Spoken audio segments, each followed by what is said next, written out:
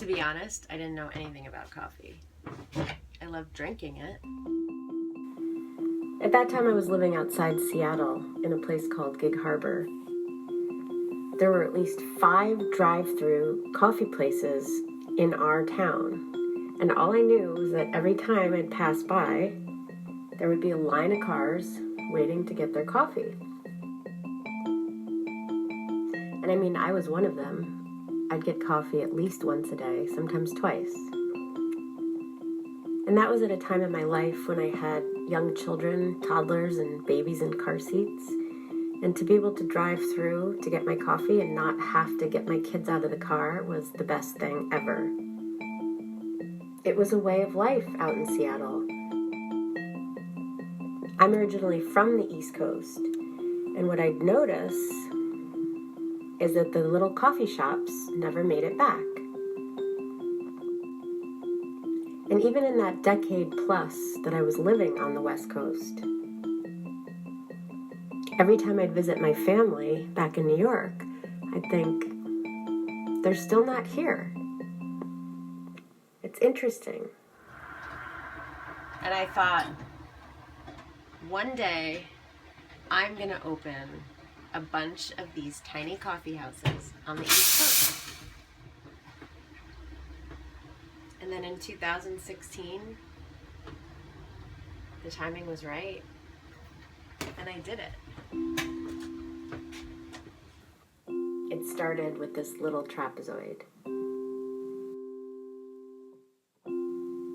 I was a photographer, and I always loved design and entertaining, and with all of that, I just started to create a perfect place that people would love to come to and experience. Every detail had to be perfect for me. From the hand-stamped cups, to the little sayings on the back, the custom-designed aprons, the flow and the efficiency of the operation, the color of the building, and most importantly, the taste of the coffee. Everything matters. And we opened to rave reviews. People love their coffee. People drink coffee every day, multiple times a day.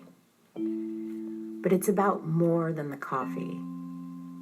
It's a way of life. The Java way. 8 months later, we built a second unit, Java 2. In fact, we built it in 7 days. Our second unit opened at the Walkway over the Hudson. Coffee and a walk in the sky was a perfect fit. And our third location was at Windham Mountain Ski Resort. We were serving thousands of skiers, cappuccinos, lattes, and hot chocolates right at the base of the mountain. After all the travel and seasonal locations, we decided that it was best to open a second permanent location. So in September of 2018, we did just that in Kingston, New York. Also to rave reviews. We've now been open 2.5 years. I can't believe it. Our tiny coffee house has come so far. It's been quite a journey, and we've learned a lot. One major thing we've learned is that All That Java has attracted these amazing, independent young women. And what I realized is that it's attracted these independent women because the job calls for someone independent. It's a one-woman show. Someone who wants the sole responsibility of running a business is someone who is going to want to be a part of this idea.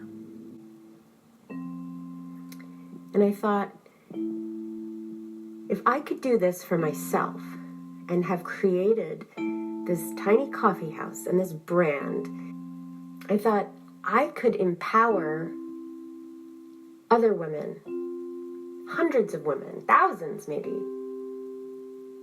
And not by just giving them jobs, but by making them owners It's really an incredible thought. Allowing them to each have their own Java and nurture it and grow it like I have.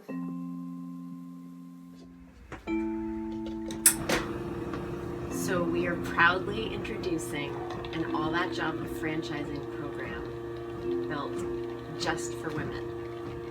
Strong, independent women who want to create and build their own business, their own tiny coffee house, their very own Java.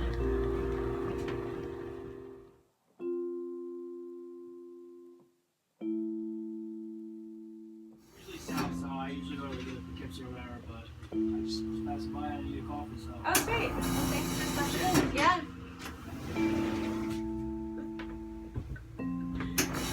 Love this place.